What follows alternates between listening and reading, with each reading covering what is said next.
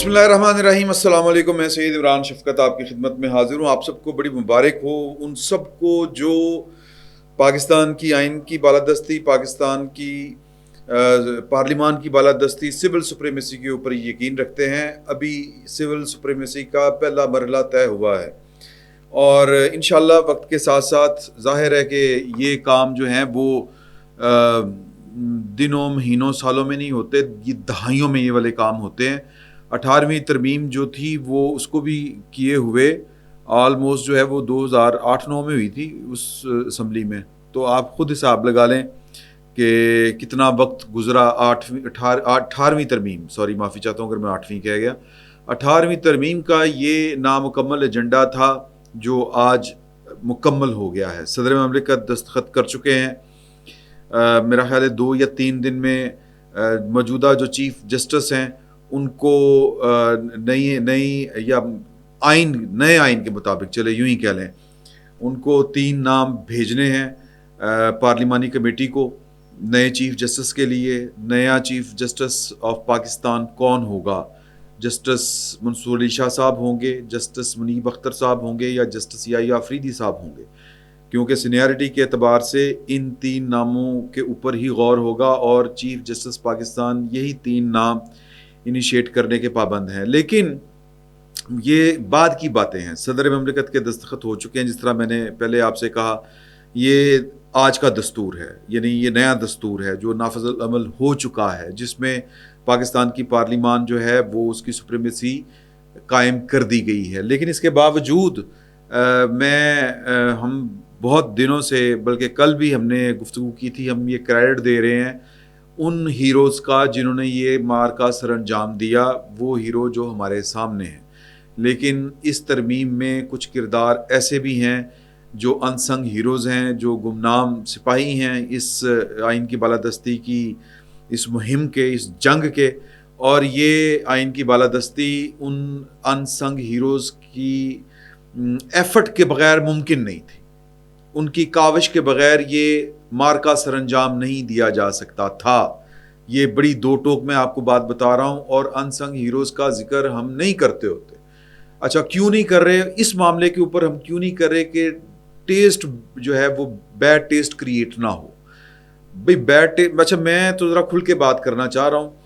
तो वो क्रेडिट किन किन को जाता है? बिलावल भुट्टो जरदारी साहब के साथ और किसको जाता है? मौलाना फजलुर रहमान साहब के साथ और किसको जाता है? पाकिस्तान मुस्लिम लीग नून, वज़ीर आज़म साहब, वज़ीर कानून साहब, इसहाक डार साहब, मोहसिन नकवी साहब, इनके साथ और किसको जाता है? नवाज शरीफ साहब के साथ और किसको जाता है?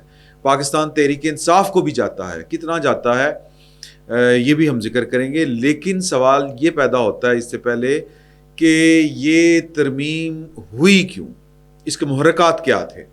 तो ये समझने के लिए मेरे जो ज़हन में जो बरजस्ता, बल्कि कहेंगे फौरी तौर पर जो ख्याल आया ज़हन में, एक स्टोरी है इंग्लिश लिटरेचर की, हंट्समैन, कैगवा वाली स्टोरी, टॉकिंग स्कल वाली मेरे ज़हन में वो आई। मैं वो आपके साथ शेयर करना चाहता हूँ कि जो कैगवा एक हंट्समैन स्टोरी है, स्टोरी कह रहा हूँ, पोइम है, नज़्म है एक। उसमें कैगवा एक शिकारी है, शेर का शिकारी। वो जंगल में जाता है शेर का शिकार करने और वो क्या कहते हैं कि जंगल की धूल चाटते चाटते उसको अचानक एक इंसानी खोपड़ी मिलती है और वो उसको खोपड़ी को देख के कहता है कि तुम यहाँ पे कैसे? तो वो खोपड़ी आगे से बोलती है कि बातें गल्लां मैनू इत्थों तक ले आई। समझ रहे हैं ना? तो वो जनाब जो शेर के शिकारी साहब थे, कैगवा, वो बड़े जनाब छाले मारते हैं, कहते हैं कि क्या बात है, एक ऐसी खोपड़ी जिसका यानी कि ना आगे ना पीछे कभी सुना नहीं, वो बोलती है, किसी ने देखी नहीं, तो ये मेरे हाथ लग गई है। वो घर जाता है, घर से जनाब तैयार श्यार होके पप्पू बच्चा बन के वो पहुंचता है बादशाह के दरबार में। बादशाह को बताता है कि मैंने जनाब एक जंगल में एक खोपड़ी देखी है, इंसानी खोपड़ी जो बोलती है। बादशाह सलामत जो हैं वो बड़ी बेजारी के साथ उसकी बात सुनते हैं, खामोश रहते हैं। फिर दरबारियों से मुखातिब होते हैं और कहते हैं कि यार बात ये है कि मैं जब से पैदा हुआ हूँ मैंने किसी इस तरह की खोपड़ी का जिक्र नहीं सुना। وہ کہتا میں ویکھی میرے نال گل کیتی انہیں. تو بادشاہ سلامت صاحب 2 گارڈز کو کہتے ہیں کہ اس کے ساتھ جاؤ, جنگل میں جاؤ, کھوپڑی کو ڈھونڈو, اگر وہ کھوپڑی ایک لفظ بھی نہ بولی تو یہ زندہ نہیں بچنا چاہیے جو شیر کا شکاری ہے. وہ لے جاتے ہیں اس کو جناب. کئی دنوں کی خاک چھاننے کے بعد وہ پہنچتے ہیں, کھوپڑی آگے پڑی ہوتی ہے. کیگوا صاحب کھوپڑی چوکتے ہیں, کہتے ہیں 10 پلیے لوگ تو اتنے کیویں آئی. تو کھوپڑی نہیں بولتی. وہ جناب دیکھتا ہے کہ یہ تو موت سر کے اوپر کھڑی ہے, کیونکہ جو گارڈ ہے ان کو بادشاہ کا حکم تھا کہ اس کی توڑ اتار دینی ہے آپ نے. وہ جناب ترلے اللہ رسول دے واسطے بندہ بول پایا پلیے لوگ کے, لیکن وہ نہیں بولتی, اس نے نہیں بولنا تھا. تو جناب وہ کہتے ہیں چل بھائی گوڑیاں پار ہو جا. وہ جھکتا ہے, اس کی توڑ لا کے وہ سائڈ پہ کر دیتے ہیں. اب جب توڑ اترتی ہے, سر تن سے جدا ہوتی ہے, تو وہ لڑکتی رول ہوتی ہوئی اسی کھوپڑی کے پاس جا کے ٹھہر جاتی ہے. تو وہ جو پہلی والی کھوپڑی تھی جو کیگوا کو جو ملی تھی شیر کے شکاری کو, وہ اب اس شیر کے شکاری کی کھوپڑی سے کہتی ہے ہاں بھائی کدھر کیویں آیا, کیسے آئے ہو یہاں پہ.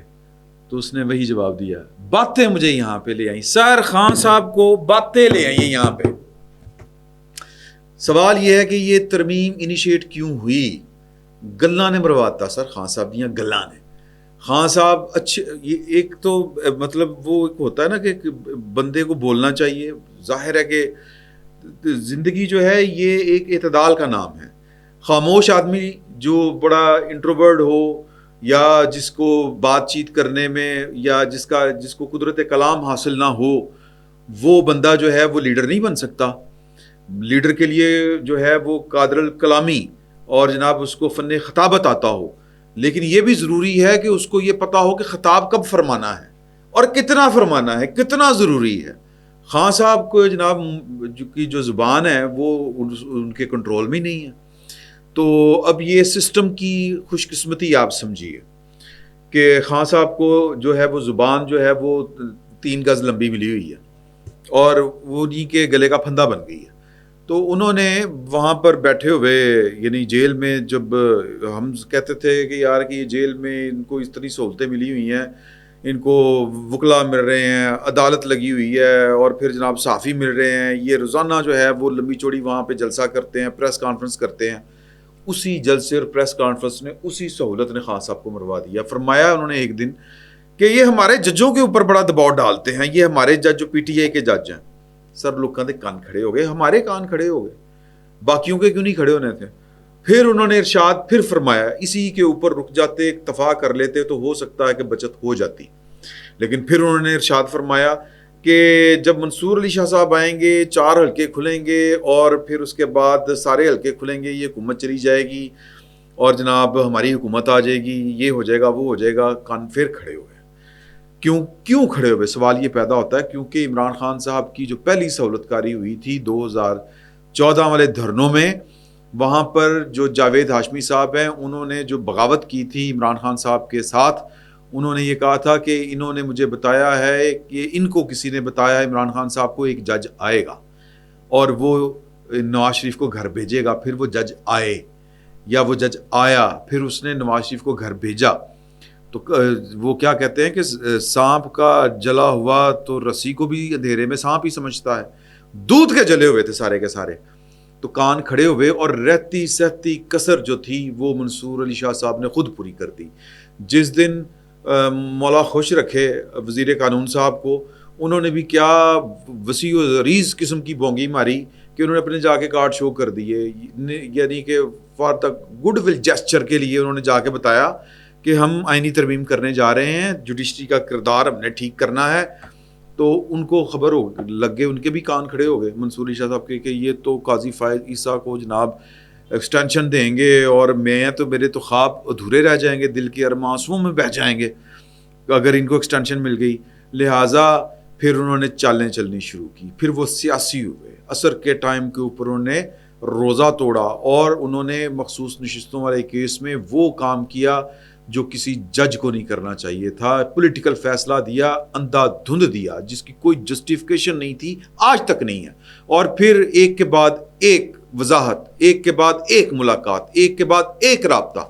مکمل سیاسی جماعت کا کوئی ورکر لیڈر جس طرح جوڑ توڑ کرتا ہے، یہ 8 کے 8، اور ان میں سے منصور علی شاہ صاحب نے اسی طرح کے کام کیے. ہمارے دوست ہیں جناب اعزاز سید صاحب، انہوں نے کہا کہ جی کہ ابھی وہ جج ہیں تو میں بتا نہیں سکتا، لیکن میرے سورسز کہتے ہیں کہ ان کے ایک سیاسی جماعت کے ساتھ رابطے تھے، تو یہ سارے کام کر رہے تھے. اس طرح کا جج چیف جسٹس افورڈیبل ہی نہیں ہے.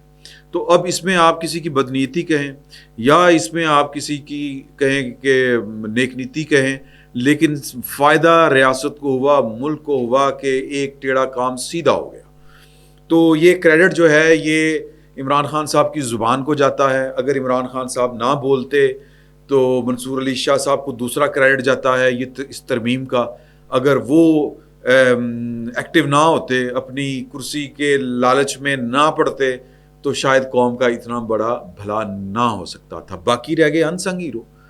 دیکھیں وہ ہم نے جو فرنٹ کے اوپر تھے ان کا ذکر کر دیا، ان کا کردار ہے اور ان کا بڑا باریک کردار ہے کہ انہوں نے جو ترامیم جو تھی وہ مجوزہ تھیں، جو پرپوزڈ تھیں، جو پاکستان کی اسٹیبلشمنٹ کی طرف سے بھی تھیں اور جو حکومت کی طرف سے بھی تھیں، ان میں کچھ معاملات اس طرح کے تھے کہ جس میں پاکستان جو ہے وہ ایک کھائی سے نکل کے دوسری کھائی میں گر سکتا تھا. لیکن اس کے باوجود پاکستان کے سیاستدانوں نے اپنا راستہ بنایا. یہ کریڈٹ پاکستان کے ان سیاستدانوں کو جن کا ہم نام لے چکے ہیں، جن کے بار بار ذکر ہو چکے ہیں، جنہوں نے کل قومی اسمبلی میں اور سینٹ میں کھڑے ہو کے اس تاریخی واقعے کے اوپر اپنے اپنے خیالات کا اظہار کیا، وہ سب کو یہ والا کریڈٹ جاتا ہے. ایون پاکستان تحریک انصاف کی لیڈرشپ، میں عمران خان صاحب کی بات نہیں کر رہا، باقی لیڈرشپ جو ہے ان کو جاتا ہے.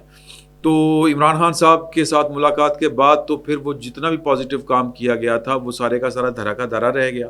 لیکن جتنی بھی ترامیم ہوئی ہیں ان میں پاکستان تحریک انصاف کی مکمل انپٹ شامل تھی. اب سوال یہ پیدا ہوتا ہے کہ انسنگ ہیرو کون سے تھے؟ یہ انسنگ ہیرو وہی تھے جنہوں نے کل پاکستان تحریک انصاف کو واویلا کرنے سے یا پھر اودم مچانے سے یا پھر فساد برپا کرنے سے اور ماحول خراب کرنے سے، یا کہہ لیں کہ اور بھی جو بھی آپ کہنا چاہیں کہ پارلیمنٹ کے اندر کوئی دنگا فساد کرنے سے رکے رکھا. وہ ڈنڈا کس کا تھا؟ وہ انسنگ ہیروز کا تھا. یہ اسی مہم کا پارٹ تھا کہ یہ پرسکون اور بڑی سموتھ ٹرانزیشن ہو یا انہی ترمیم کو منظور کرنے والی. تو جو کل پاکستان تحریک انصاف ماں سوائے ایک احتجاجی خطابات کے علاوہ وہ کچھ نہیں کر سکی، نہ پارلیمنٹ کے اندر انہوں نے کچھ کیا، نہ پارلیمنٹ کے کچھ باہر کیا. اس کے پیچھے ڈنڈا تھا، اس کے پیچھے خبردار وہ ایک جو تنبیہ ہوتی ہے وہ تھی کہ اے نہیں ہوئے گا، جے اے کیتا تو پھر او ہوئے گا جو آپ افورڈ نہیں کر سکیں.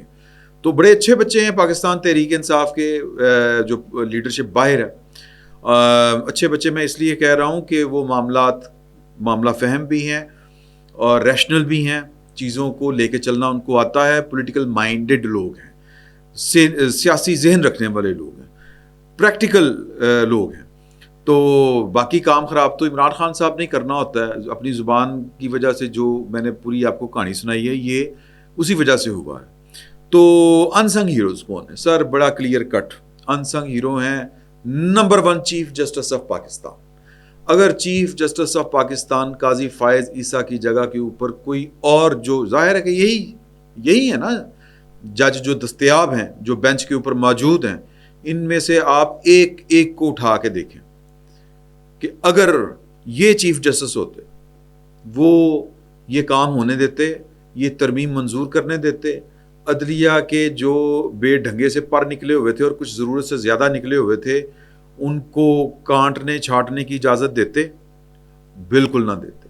قاضی فائز عیسیٰ صاحب نے صدر مملکت جناب آصف علی زرداری صاحب کی پیروی کی، جس طرح انہوں نے 18ویں ترمیم کے موقع کے اوپر اپنے اختیارات سرنڈر کیے تھے. پوری اسٹیبلشمنٹ کھلوتی ہوتی ہے سر جو سپورٹ کر رہی ہوتی ہے، کیونکہ ایوان صدر جو ہے وہ یا اسٹیبلشمنٹ ایوان صدر کے ذریعے آپریٹ کیا کرتی تھی 18ویں ترمیم سے پہلے. تو پھر جس طرح عدلیہ کے ذریعے آپریٹ کیا کرتی تھی جو گٹھ جوڑ تھا، تو بالکل نہ ہوتا. یعنی کہ اسٹیبلشمنٹ جو ہے وہ ساتھ دیتی ہے. تو قاضی فائز صاحب کی جگہ کے اوپر کوئی اور ہوتا تو وہ اختیارات سرنڈر نہ کرتے اپنے. پریکٹس اینڈ پروسیجر ایکٹ انہوں نے آئین کو بالادست سمجھا, کہا, ثابت کیا. جو پارلیمنٹ میں کھڑے ہو کے انہوں نے کہا تھا نا میں اس آئین کے مطابق فیصلے کروں گا, پارلیمنٹ کی بالادستی اس کے اختیارات کے آگے سرنڈر کیا انہوں نے. تو پہلے نمبر پہ کریڈٹ ان کو جاتا. دوسرے نمبر پہ کریڈٹ جاتا ہے جنرل عاصم منیر صاحب کو. اب یہ بلیسنگ ڈسگائز ہے. اگین میں بار بار کہتا ہوں کہ یہ پاکستانیوں کی خوش قسمتی ہے کہ ہمیں 2 چیف جو ہیں, تیسرے کا بھی میں ذکر کروں گا, وہ بڑے زبردست ملے کہ جو یا حالات نے جو ہے وہ اس نہج پہ پہنچا دیا ہے کہ جس طرح جنرل باجوہ صاحب نے اپنے آخری خطاب میں کہا تھا کہ یہ ہمارا سوچا سمجھا فیصلہ ہے کہ اب پاکستان کی فوج سیاست میں مداخلت نہیں کرے گی, کیونکہ اب پاکستان جو ہے وہ چلنے کے قابل نہیں رہا.